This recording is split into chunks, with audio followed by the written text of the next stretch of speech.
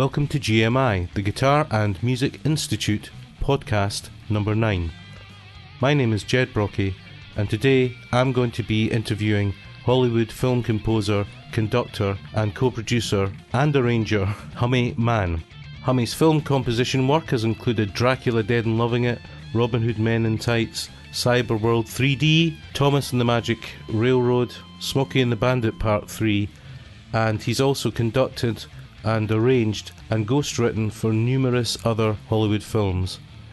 What he's got to tell us is incredibly exciting and interesting for anyone who's interested in music and specifically interested in writing for film. Hummie's interview is going to be serialised over the coming weeks. If you're listening to this on iTunes, please subscribe. We are available on many other download sites around the world. Hummie, it is really great to have you on the show. Jed, it's great to be here. Nice to see you. It's been a while. Too long. Too long, I know. With my guests, I usually try and get them to start at the beginning. I don't see why you should be any different. So, you are an incredibly gifted composer, but how did it all start? How did it all really begin? I seem to have an interest very early on for writing, which is when I tell people about my beginning. I mean, I started playing, recorder in school. When I was in grade school. Three Blind Mice? Yeah, you name it, probably Hot Cross Buns, Three Blind Mice, the big hits, of the day. And then what ended up happening is that I went to summer camp, which was very popular for people on the East Coast of the United States. They would go into summer camp for a month or two during the summer. And while I was at summer camp, there was a trio, a band, and the guitar player's name was Bucky. Is Howard, I think it's David Buckman or Howard Buckman.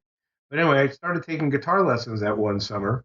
My father found an old guitar and sent it up to me, and I started playing guitar. And, I'd learn 3 chords and I'd write 2 songs. Like literally the day I started playing, I started writing songs. And so by the end of the summer, I knew 7 chords and I'd written 10 songs. So do you come from a musical background? My mother was actually a trained pianist.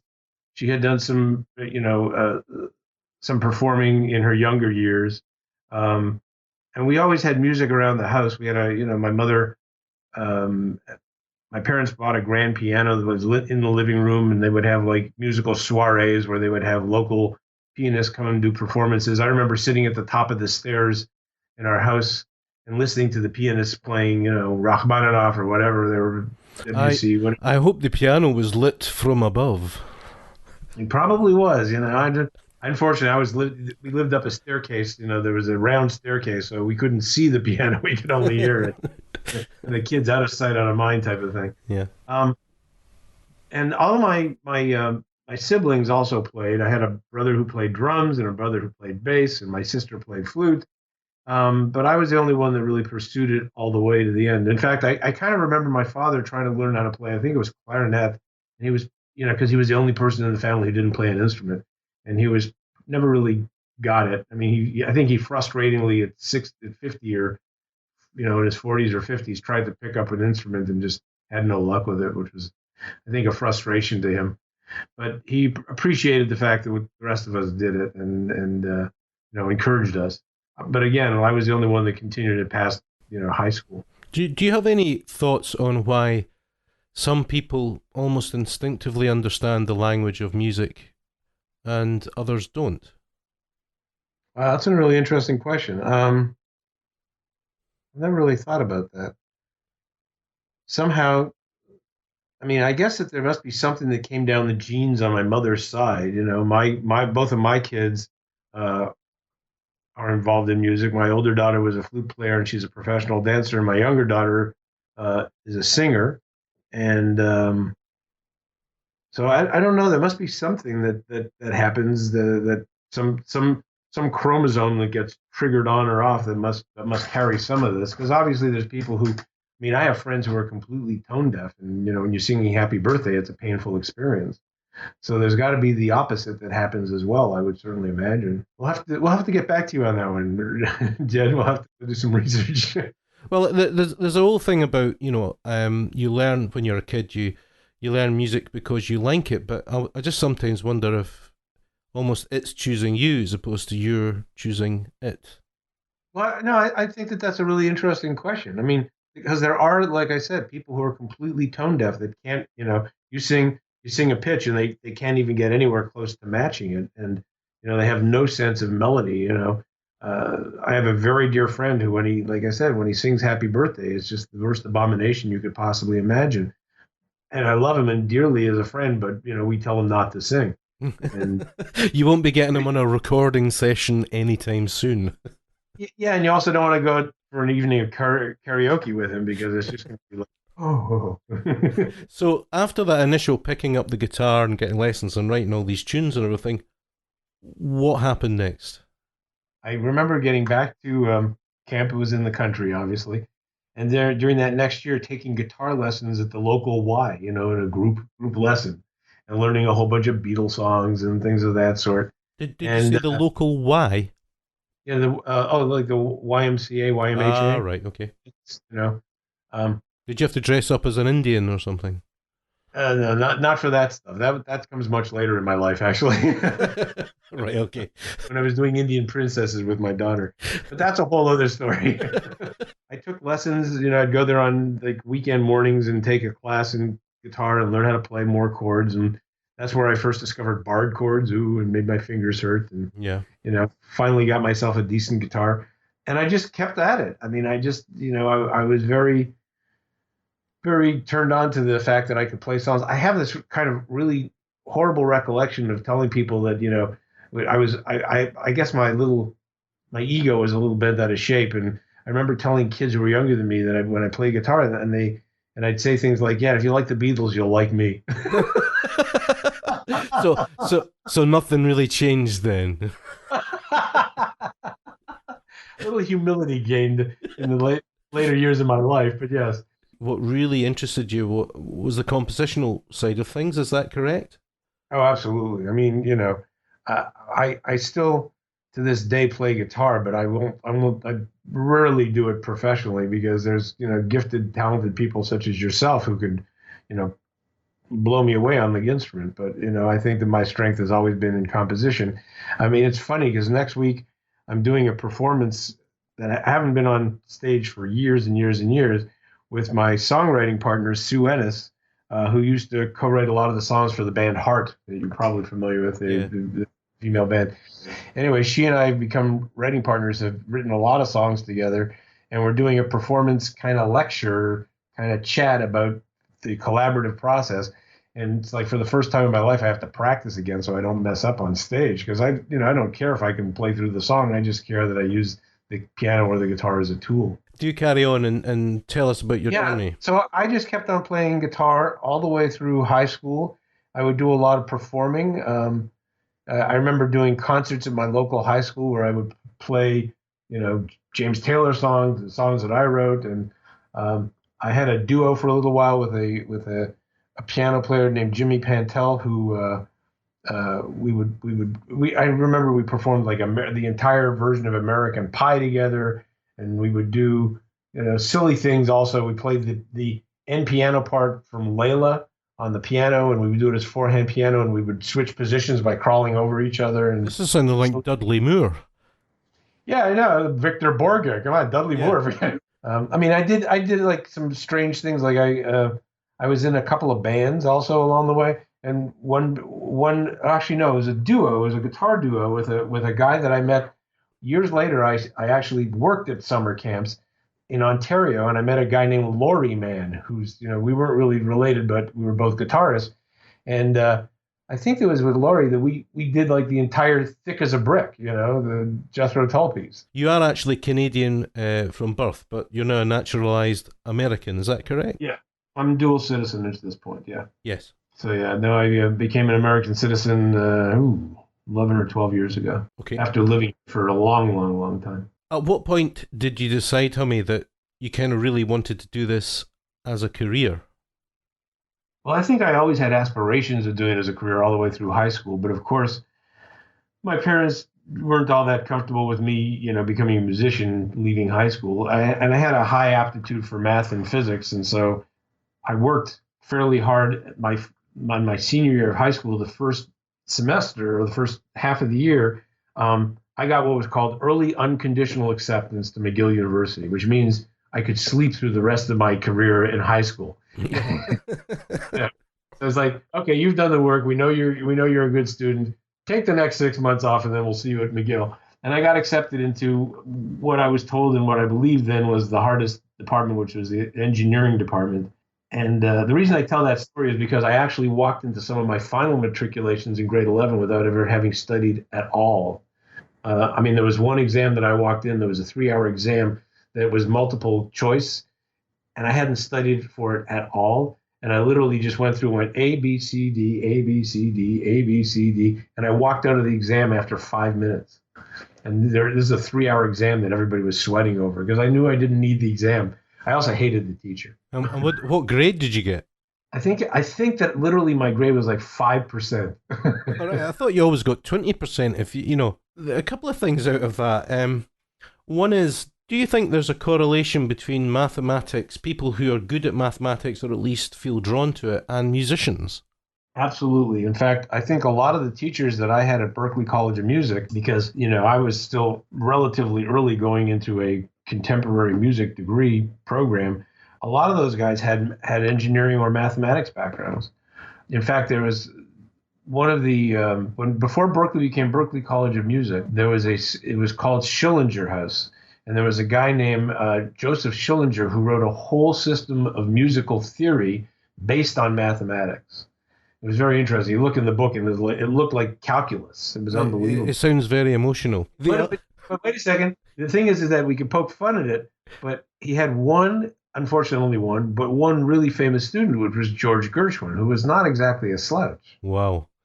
Okay, Yeah. I stand corrected. Now, on this whole thing, I was doing a little bit background research about you, and Uh-oh. much to my much to Digging up my the dirt. much to my amazement, when I think back in some of our conversations, I actually found out you are a member of Mensa.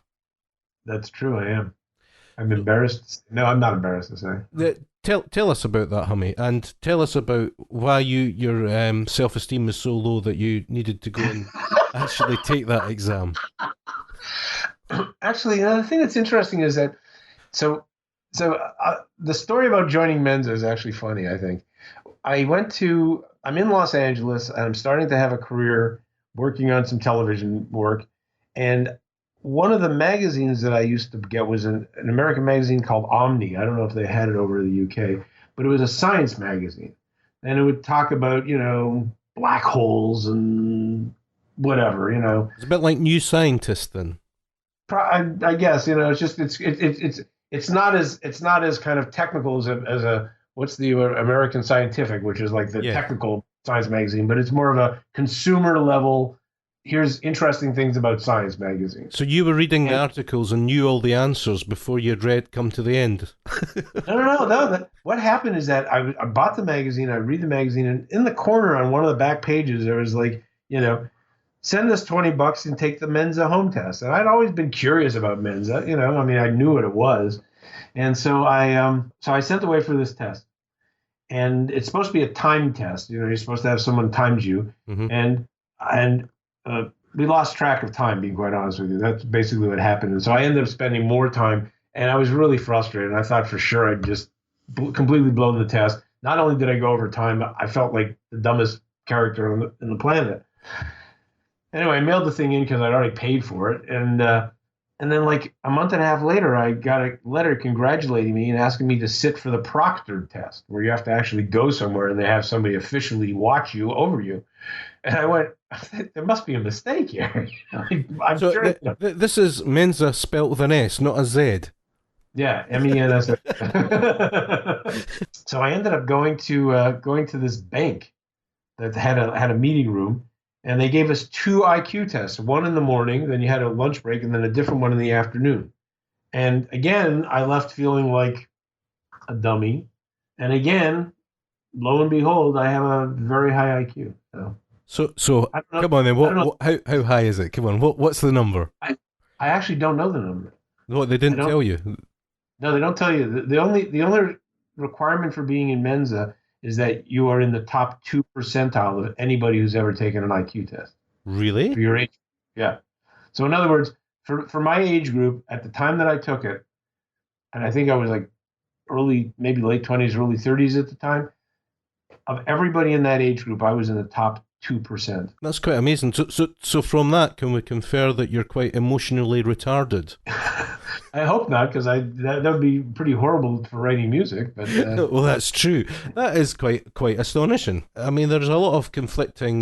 We're getting way off topic here, but why not? Obviously, there was something about it that you related to. What is it really a measure of? Your ability to cope with nothing. numbers and shapes? No, I have no idea what it's a measure of. Being quite honest with you, I've never been an active Mensa member. In fact, the first after I joined, I went to a meeting, and it really was like the biggest group of nerds I'd ever met in my life. So is it all about everybody trying to outsmart everybody?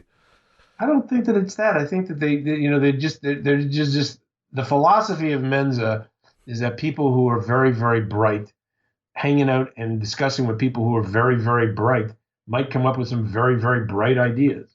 And it's promoting people who have that distinction to kind of socialize with each other. I've been to a couple of events up in Seattle. They seem a little less nerdy, and I think it's only because people up here, there's a lot of people involved in software development and stuff. So I'm sure there's a bazillion Mensa people up here. Do you think intelligence has anything to do with music making and improvisation and composition? No, I don't think so. I don't think so. I mean, I you know, I know a lot of people. I mean, I never ask anybody what if they're members of Mensa. So, No, it's not the sort of thing you on the in fact, session, right? where did you get this information? That's something I want to know. Is how did you find this out? Well, I found it on your website actually. It's on my web. Oh, you know it because it's on my affiliations. It just says it in the That's bottom of right, my. yeah. So anyway, let's move on because I think everyone will be very interested in that, but they're not particularly interested in men, so they want to know about you. Yeah, basically, I all the way through high school and college, I was performing and writing, and every now and then an embarrassing photograph of one of my concerts shows up. One showed up on Facebook a couple of months ago, or because one of the interesting, unusual things was that I had a big beard all the way through high school. I mean, I got facial hair very young in life. And so I was like playing in places in clubs that I wasn't actually allowed into because I was underage, but I looked much older. So take us then. You went to Berklee, didn't you? Yeah, actually, the story is that after high school, I went to McGill University for 1 year in electrical engineering, and my father noticed that I wasn't playing guitar anymore. Something that I would do for hours and hours and a day. I very distinctly had this recollection of us going out for lunch together, and him saying to me, "Well, I notice you're not playing guitar very much, and I know you have a passion for this, and I feel bad about it." And I said, "Well, Dad, it's kind of hard to come home and do 4 hours of physics homework and 4 hours of calculus and then want to pick up a guitar. I'm exhausted at that point." And he basically said to me that if I applied to music school and I got in, he would send me. And I applied to Berklee College of Music, which, with all deference to how great Berklee is today, I think that at the time that I applied, they were still, kind of beginning school. I got in because I could. I have this again a strange recollection that the application form was also a basic theory test, and it would say, "What is this?" and it would be a treble clef, and if you could identify a treble clef, you could get into Berklee. Wow. Getting in, the bar was quite low, but getting out, the bar was quite high. I mean, I remember my entering class was 1,500 students, and my graduating class was 110. A huge attrition rate. Right. But see, at the time, Berklee didn't really. I think that the philosophy of Berklee changed. At the time, I don't think they really cared. I think that if they could get 1,500 students, it could support all the building and infrastructure that they were doing. I mean, they had more studios, and I mean, Berklee now is like, it's got 24 recording studios on campus. So they needed money to do that, and if they only accepted the guitarists that could read music, they'd have a real problem. Now I could read, but I was a horrible sight reader, and when I got to Berklee, I completely messed up my sight reading test. They put me in a class and all of your musician listeners will appreciate this, where they didn't even give you sheet music. They would just put the music up on they'd project it because it was all whole notes. It'd be 8 bars of whole notes, and they play it at like, 60 beats per minute. So you go 1, 2, 3, 4, ding. And you're tuning your pencil at this point. I was ready to kill. I mean, I wasn't good at auditions. And after like 2 meetings of this class, I said, look, please, you got to let me re-audition because this is ridiculous, And then I got immediately put into I think it was a level. I think there was like 10 or 12 levels of sight reading, and I was put into like a level 6 sight reading class because I could read, but I was a great sight reader. So not exactly the plasticine class.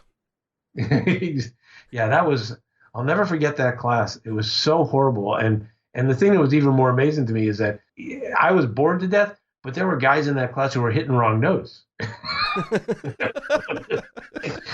How could you hit a wrong note 60 beats per minute? You could go take a coffee between the downbeat of each bar. So just for people listening in who may not know what Hummie's talking about at 60 beats per minute, just think of seconds. That's how fast the speed or tempo Hummie's talking about there. We'd be playing one note every 4 seconds. It's just like, it's incredibly slow. I just really messed up my entrance audition. So anyway, I was at Berklee, and I was a guitar major for the first 2 years. And the reason I was only a guitar major for the first 2 years is because composition majors. So basically, guitar was my principal instrument. Composition was my major. I used the wrong terms there. Your principal instrument, you have to take a certain amount of private lessons, and what they call juries in the United States. I don't know what they call them anywhere else in the world. So at the end of every quarter, you have to demonstrate a skill set. You have to play some prepared pieces, do a sight reading test, and scales and chords and things of that sort. But as a composition major, I only had to do 4 juries. So I only did them for the first 2 years that I was there. And then I switched instruments. And strangely enough, I was very much enamored by the music of a group called the Paul Winter Consort, which had the instrumentation on a particular album, which I fell madly in love with, called the Road album, was flute, oboe, cello, acoustic bass, guitar, and percussion. And they did kind of a combination of fusion of jazz and classical. And it really, one of the first recordings was a piece called Icarus. I think Ralph Towner actually played in the band. Yeah, he wrote that. Yeah, Ralph Towner, what a player. So he was in the band. And because they performed his piece Icarus, which is something that he wrote. Did everyone have mustaches and flares? Probably did, actually. The album cover looks very psychedelic. It's pretty funny. But I wore out this album, and then what ended up happening is that I formed a group at Berklee, an ensemble of that same thing, and we would transcribe their pieces and write pieces for them. But I could never find an oboe player that could improvise, and I figured, how hard can it be to play oboe? So oboe became my instrument from then on at Berklee. And I was pretty mediocre oboe player, but they didn't have very many oboe players to compete against. So it was like there was one other oboe player. So in the concert band, I was oboe player number 2. Whereas in any other school, I wouldn't even have been in the band because I would be so horrible. Second call oboe player, man. Believe me, being the second call was wonderful because I got to play music that I would never have ever played before. I had a good oboe player next to me, and I was a bad oboe player. I eventually became an okay oboe player because I had already played flute and clarinet and some other instruments along the way. So it wasn't like I was starting from scratch as a woodwind player. In fact, when I was at Berklee, and they don't do this anymore, the composition majors used to take the instrumentation classes that they made the education majors take. So I took a trumpet class and a trombone class and a cello class. That's and great idea. Yeah, I tested out of flute and clarinet because I'd already played those. I picked those up through high school and grade school. So the point of that, Hummie, would be so that as a composer, you would know the technicalities and specific problems or limitations or what an instrument could do. Yeah, I mean, you're supposed to learn that in orchestration class anyway.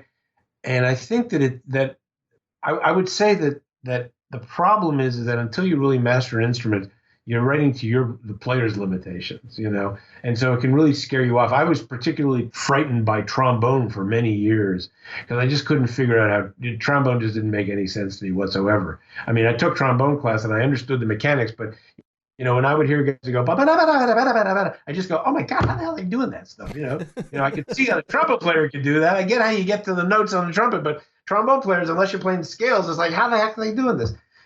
It took years till I started writing decent trombone parts, or at least in my opinion, decent trombone parts.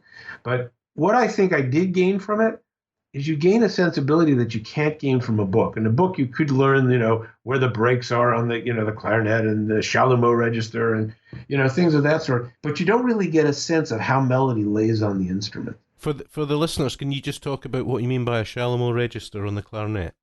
There's a particular register of the clarinet, the low register of the clarinet, that has a very particularly woody and soft, fuzzy sound, for lack of a better term. And they've actually given it a name called the chalumeau register. And then when you get up above a certain level, the tone quality of the instrument changes. I mean, one of the things that's interesting about instruments that we kind of lose sight of because we just get used to hearing them is that instruments sound very different in different ranges. The very low end of a trumpet doesn't sound anywhere near as regal and as exciting as the high end of the trumpet does. The low end of a flute doesn't have very much projection. The high end of the flute, very high end, it's like a missile, and it's really important to learn where to write on different registers of the instrument in order to get particular balances when you're writing for an orchestra. So that's part of what, you can learn. So who is Chalumeau? Was that a person? Was that someone who played down there? I've never even asked that question, but I'm kind of imagining that he was. It sounds like a person. It sounds like some French guy. So it sounds like a French spy. Come play in my register. In one of the previous podcast interviews, I was talking to Callum Malcolm. You remember Callum? And he was talking about when he was recording Stefan Grappelli. It was very funny, and his French impersonation was fantastic, but apparently all Stefan ever wanted was more reverb, monsieur, more reverb. That was it. So I remember producing a session with Toots Thielemans. Oh, that would have been fantastic. Yeah, I mean, the thing that was amazing about Toots Thielemans, again, going off a little tangent, is that we were recording a jazz album, and earlier in the day we had brought in this trumpet player who I will leave nameless, because this trumpet player, walked in with like this blonde bombshell roadie carrying a case in each hand, and would run and get him water, and it was kind of like this wacky, like, oh my God, what a prima donna this guy is. And then Toots Thielemans walks in, and he's wearing like a dress jacket, with a casual shirt, sits down, pulls a harmonica out of in his pocket, and just blows you away. He's just like, one of the greatest musicians on the planet. And you just kind of go, it was just such a contrast how humble and mild he was, and just friendly, and just, why that was? He didn't have all that packing up to do. I mean, imagine if he had been a drummer. You're absolutely wrong about the harmonica thing that you just said. And I'll tell you why. When we used to do recording sessions in Los Angeles, I worked on a TV show called Seven Brides for Seven Brothers. And we had a harmonica player on that TV show whose name was Tommy Morgan.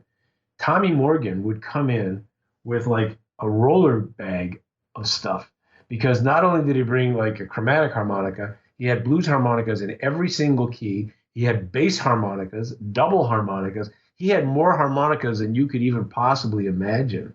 And when you play something, you'd write it in one key, and you'd want that, bluesy sound. Well, he'd hold 4 different harmonicas in his hand and switch every time you went to a different key change. It sounds like a mix between Tommy Tedesco with all his gear and Roland Kirk. Right. That's a Roland Kirk. Yeah. Roland Kirk, he would play 3 saxophones at the same time. At the same time, right, yeah. I'd seen him do 2. I've never seen him do 3, but yeah. No, but Tommy was legendary, and everybody, whenever you had to do a recording session with harmonica in Los Angeles, you would call Tommy and ask him when he's available, because you'd book your sessions around Tommy. Wow. I mean, it was unbelievable. But an amazing, amazing, amazing musician. It's just something wonderful about the harmonica. Yeah, I've tried to play it. It's a nightmare. You are listening to GMI, Guitar and Music Institute. My name is Jed Brockie, and I'm in conversation with Hollywood composer Hummie Mann. So, Hummie, you were in Berklee, you were trying to read in 60 beats per minute. I remember when I got to Berklee, I thought I died and gone to heaven. I just was finally getting to learn the stuff that I wanted to learn and doing the stuff I wanted to do. Massive thing by your dad, by the way. That was a massive call by him. What a guy. Yeah, I have to kudos to my dad for that. It was funny. I remember being in college and at Berklee. My parents would call, I'd talk to them once a week on Friday night. We made this, this was kind of a pact. I'd call them, and I may be making this up, but I don't think I am. I just remember my mother always asking me, so what are you going to do when you graduate? It's like, well, let me get through it first, Ma, and then we'll worry about it. It's like, anyway, I got to do some amazing classes, study with some amazing people. I think that probably the biggest influence on me when I was at Berklee was, actually, before I go there, I took one film scoring class at Berklee and hated it. It was the least favorite class I took. And probably the reason why is because, I had left McGill University because I didn't want to be doing calculations and all that stuff. And basically, so what ended up happening is that when this film scoring class was all mathematics, it was like all figuring out timings and figuring out tempos. And at that point, we didn't have Apple home computers or all, none of that stuff existed. I mean, when I was the year before McGill University, I took a class on how to use a slide rule. And I remember seeing one of my professors had this thing strapped on his belt. It was in a leather case. It was a calculator that could add, subtract, multiply, and divide. And it cost him $800. So I just remember, when I was at McGill, still doing punch cards on the computers, I mean, I remember walking with... Was that the coal fire one? Yeah. Exactly, that I would ride my dinosaur to. But no, it's unbelievable. I mean, I'd be walking around with a pile of punch cards, and if you dropped them, you want to shoot yourself because you have to put all the commands back into order. And then you'd have to go to the computer center. They'd run the thing. They'd give you this huge printout, and you'd find out where you had a mistake in one line of code. You'd have to remake the punch card, go run through it again. It's like unbelievable how far we've come since then. How did computers ever take off? I mean, you look at that Babbage's computer, down in England. It is a billion cogs. How did it would take a geek to keep going to get to the point now where most of the time we can switch it on and it works. You were talking about how much you hated the film score. Oh, yeah, I hated the film score class because we spent all of our time doing these calculations instead of learning how to write dramatic music. And it was very frustrating to me. So I didn't really know that I was going to end up being a film composer. In fact, one of the things that attracted me to Berklee College of Music was that I was a very big fan of a Canadian singer-songwriter named Bruce Coburn, who played a lot of finger-picking kind of Leo Kottke-ish type of guitar stuff. And I found out that he went to Berklee, and that's one of the main reasons I wanted to go to Berklee. So I didn't know that I wasn't going to be a performer at that point in my life. I mean, I had been a performer doing all the way through high school. One of the most influential teachers that I had was a guy named Herb Pomeroy. He taught these very selective classes where the first one was called line writing. The second one was called Writing in the Style of Duke Ellington. And the third one was called Jazz Composition. And I'll never forget this. The line writing class had two sections with, I think, 14 students in each section or 12 students in each section. You had to have really high grades in your arranging classes in order to get in. And I got into it. And Herb was kind of an interesting cat in that he wanted people to know they were competing against each other. Because basically at the end of these two 14-section classes, 14-person classes, so 28 students, he whittled it down to 12. And he made it very clear. I mean, at the end of, when you took an exam, he'd put everybody's grades up on the board and say, okay, if you can guess which is your grade, then you'll get into the next class. But otherwise, only the top 12 people are getting in. This sounds a little like Whiplash. No, it wasn't like Whiplash. It was like writer's whiplash, but he was a brilliant teacher, and the stuff he taught was phenomenal. So I made it from that class into the scoring in the style of Duke Ellington, and then made it from scoring in the style of Duke Ellington to one of four in the jazz composition class. And the thing that was so amazing about the jazz composition class is we had our own big band, and we'd have to write a new original big band chart every week. That is astonishing. I mean, I can just imagine what students would be saying now. They'd be screaming at that.